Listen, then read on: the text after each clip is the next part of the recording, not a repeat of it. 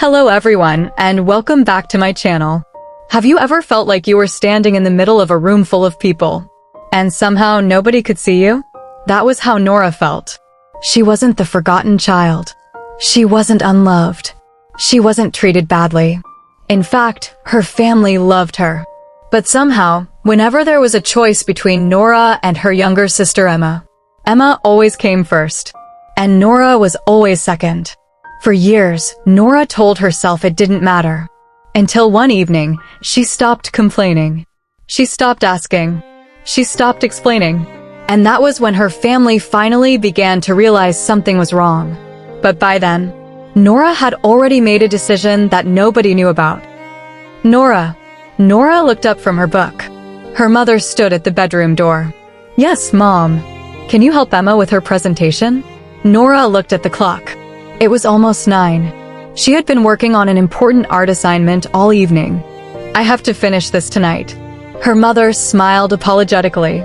"I know, sweetheart. But Emma's presentation is tomorrow." Nora looked toward the hallway. Emma was standing there with her notebook. "Please, Nora." Nora sighed. "Okay, come here." Emma smiled. "You're the best sister." Nora closed her book. "Let's see what you've got." For the next hour, Nora helped Emma practice. She corrected her sentences. She helped her make the presentation more interesting. She even drew a small picture for the first page. When they finished, Emma hugged her. "Thank you." Nora smiled. "Good luck tomorrow." Emma ran downstairs. Nora returned to her desk. Her art assignment was still unfinished. She looked at the clock. 9:58 p.m. She sighed and picked up her pencil. Nobody had asked how her assignment was going, but Nora didn't complain. She was used to it. The next morning, her mother rushed into the kitchen. "Nora, where is Emma's blue jacket?" "I don't know. You washed it yesterday." "Oh." Nora opened the laundry basket. "It's here." Her mother took it. "Thank you." Then she hurried away. Nora stood alone in the kitchen. She looked at the breakfast table. There were 2 plates. One for Emma. One for her father. There was no plate for Nora. She wasn't angry. She simply made herself toast. That was Nora. She learned not to ask for things, because asking made her feel like a problem. Nora's birthday was in October. She didn't want a big celebration. She didn't want an expensive gift. She only wanted dinner with her family. She had even written the date on the kitchen calendar. But on the morning of her birthday, nobody said anything. Nora waited. She waited during breakfast. Nothing. She waited when her father left for work. Nothing. Finally, she looked at her mother. "Mom?" "Yes." "Do you know what day it is?" Her mother looked confused. "Tuesday." Nora smiled. "Never mind." She went upstairs. A few minutes later, her mother suddenly remembered. "Oh no." She ran upstairs. "Nora." Nora opened the door. "Happy birthday, sweetheart." Her mother hugged her. "I am so sorry. I completely forgot." Nora smiled. "It's okay." "No, it's not. It really is." Her mother looked at her carefully. "You're not upset?" Nora shook her head. "No." And she meant it. At least, she wanted to mean it. That evening, the family ordered dinner. But halfway through dinner, Emma mentioned that she had been selected for a school competition. Everyone became excited. Her father stood up. "That's wonderful." Her mother hugged Emma. Nora smiled. "Congratulations." Emma looked at her. "Thank you." Her father started talking about buying Emma a new dress for the competition. Her mother began discussing the event. Nora quietly ate her dinner. Then she looked around the table. Nobody remembered that this was her birthday dinner. Nobody noticed when she left the table. After that night, Nora changed. Not suddenly. Not dramatically. She simply became quieter. If her mother asked, "What do you want for dinner?" Nora said, "Anything." If her father asked, "How was your day?" she said, "Fine." If Emma asked, "Do you want to come shopping?" she smiled. "Maybe next time." At first, nobody noticed. Then one evening, her mother said, "You've been very quiet lately." Nora looked up. "Have I?" "Yes." Nora smiled. "I'm just tired." Her mother nodded. Get some rest. And that was the end of the conversation. But it wasn't the truth. Nora wasn't tired. She was disappointed. There was a difference. A week later, Nora received an envelope. She opened it in her bedroom. Her hands began to shake. She had been accepted into a prestigious art program. It was everything she had dreamed about. There was only one problem. The interview was on the same day as Emma's school performance. Nora stared at the letter. Then she looked at the family calendar. Emma's performance was already circled in red. Her mother had written, "Important. Everyone must come." Nora slowly folded the letter. She didn't tell anyone. That night, Emma came into Nora's room. "What are you doing?" "Nothing." Emma noticed the envelope. "What is that?" Nora put it inside her drawer. "Nothing important." Emma laughed. "You're terrible at hiding things." Nora smiled. "Go to sleep." Emma was about to leave when she stopped. "Nora." "Yes." "Are you happy?" Nora looked at her. "What kind of question is that?" "I don't know." Emma shrugged. "You just don't seem like yourself." Nora smiled. "I'm fine." Emma left. Nora waited until the door closed. Then she opened the drawer again. She looked at the acceptance letter. A tear rolled down her cheek. She whispered, "I wish someone would ask me to stay." The next morning, Nora made a decision. She would go to the interview. She wouldn't tell anyone. Not because she wanted revenge. Not because she hated her family. She simply wanted to do one thing in her life without waiting for permission. Friday arrived. Emma's school performance was at 10 a.m. Nora's interview was at 10:30. At breakfast, her mother said, "Nora, you're coming to Emma's performance, right?" Nora looked up. There was a long pause. "Yes." Her mother smiled. "Good." Nora nodded. She didn't correct her. She didn't explain. She simply said, "Yes."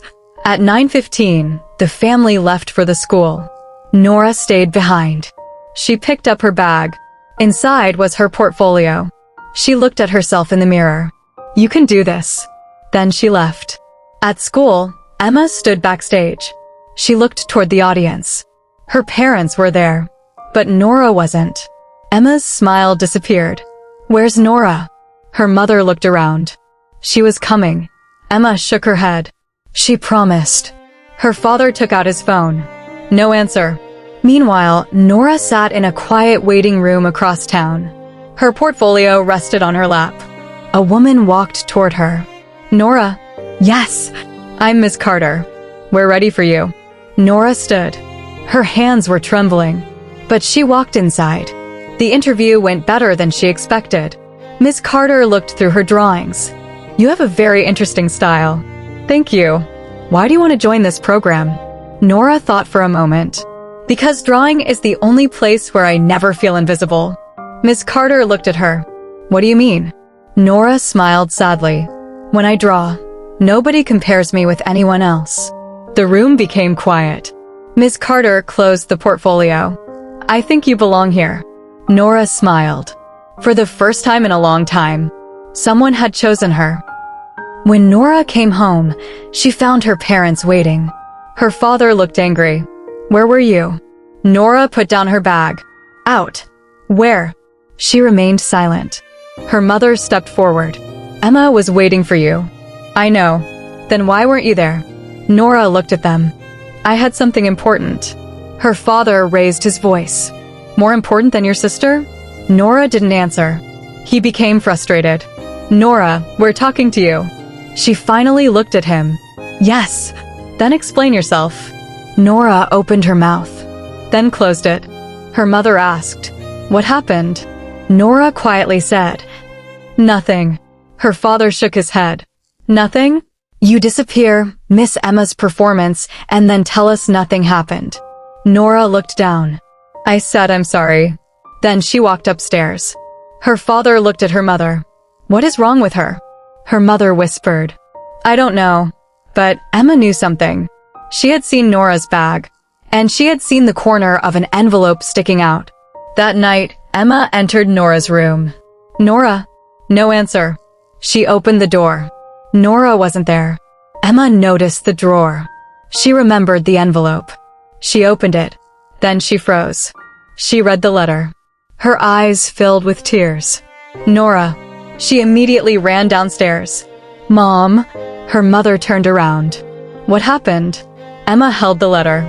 Did you know about this? Her father took it. He read it. His expression changed. What is this?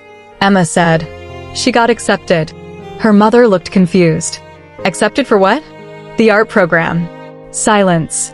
Her father looked at the date. The interview is today. Emma nodded. That was why she didn't come. Her mother covered her mouth. She went alone? Yes.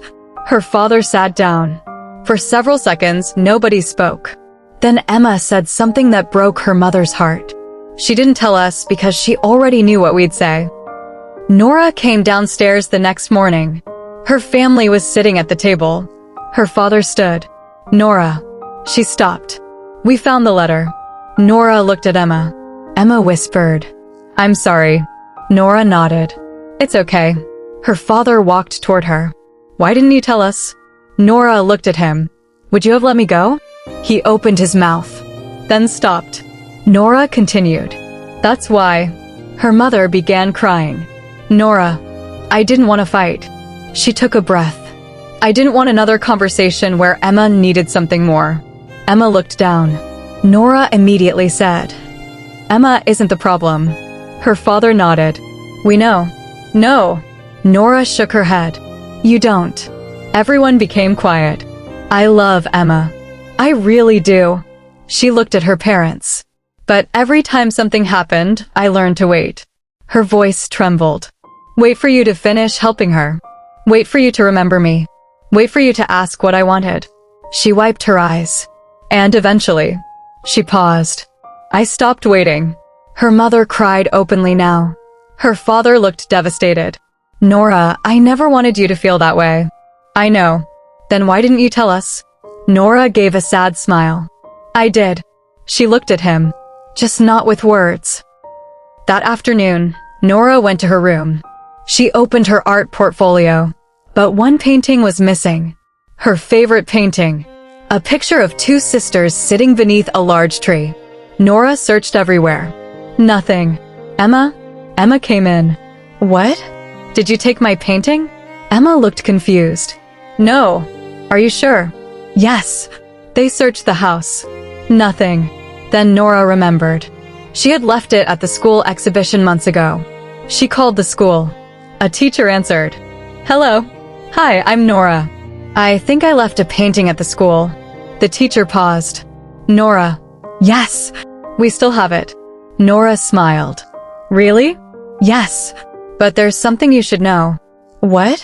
Someone came to ask about that painting. Nora's smile disappeared. Who? The teacher hesitated.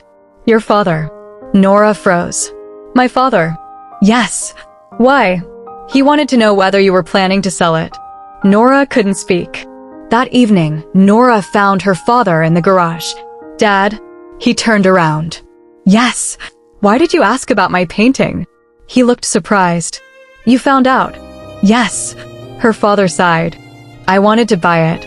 Why? He looked at her. Because it was the first painting I'd ever seen that was completely about you. Nora's eyes filled with tears. I thought you didn't notice my art. I noticed. Then why didn't you say anything? He smiled sadly. I thought you knew. Nora shook her head. No, Dad. She whispered. I didn't know. Her father walked closer. I was wrong. He took a breath. I kept thinking that because you were quiet, you were okay. Nora looked at him. And I kept thinking that because you were quiet, you didn't need me. That sentence stayed between them. Then her father hugged her. I need to learn how to listen to your silence. Nora cried against his shoulder. A few days later, Nora received another letter. The art program had offered her a place. But there was a condition. She would need to move to another city for 6 months. Nora sat at the kitchen table. Her parents read the letter. Her mother looked at her. What do you want to do? Nora looked surprised. What? Her father smiled. We're asking you. Nora looked down. I want to go. Her father nodded. Then go. Nora's eyes filled with tears. Really? Her mother smiled. Really? Emma hugged her. You have to go. Nora laughed. You'll miss me. Of course. Then why are you smiling? Because I'm tired of being first. Nora laughed. Emma continued. Now it's your turn. 6 months passed. Nora came home for the holidays. When she entered the house, she noticed something immediately. On the wall were 4 framed pictures. One of Emma, one of her father, one of her mother, and one of Nora. She stared at it. Her mother came behind her. We thought the wall looked empty. Nora smiled. It looks nice. Her father came into the room. Your painting is hanging in the living room too. Nora looked surprised. Really? Yes. Emma pointed toward it. Dad talks about it all the time. Her father laughed. That's not true. It is. Nora smiled. Then she noticed something else. The kitchen calendar. Her name was written in large letters. Nora comes home Friday. She stared at it. Her mother noticed. We didn't want to forget. Nora smiled through her tears. I don't think I'll ever forget this. That evening, the family sat together for dinner. Her father looked at both daughters. I've learned something. Emma smiled. What? Her father looked at Nora. Love isn't about giving everyone exactly the same thing. Nora listened. It's about making sure nobody feels forgotten. Her mother reached for Nora's hand. We can't change the past. Nora smiled. No, but we can be better. Nora nodded. Yes. Emma suddenly raised her glass. To Nora. Everyone laughed. Nora looked around the table. For years, she had thought being second meant being less important. Now she understood something. She had never been second. She had simply been standing quietly in a family that didn't know how to notice quiet people. And sometimes, people don't realize your silence is hurting you until you finally stop pretending that everything is okay. Nora didn't need to become louder. She didn't need to defeat Emma. She didn't need to prove that she deserved love. She only needed her family to finally understand that she deserved to be heard too. And this time, they listened. The end. If you enjoyed Nora's story, remember this. Never assume that someone is okay just because they don't complain. Some people don't shout when they're hurt. They become quiet. They stop asking. They stop expecting. And sometimes, the quietest person in the room is the one who needs to be asked. How are you really? Thank you so much for listening to today's story. If you enjoyed it, don't forget to like, subscribe, and share this story with someone who might need to hear it.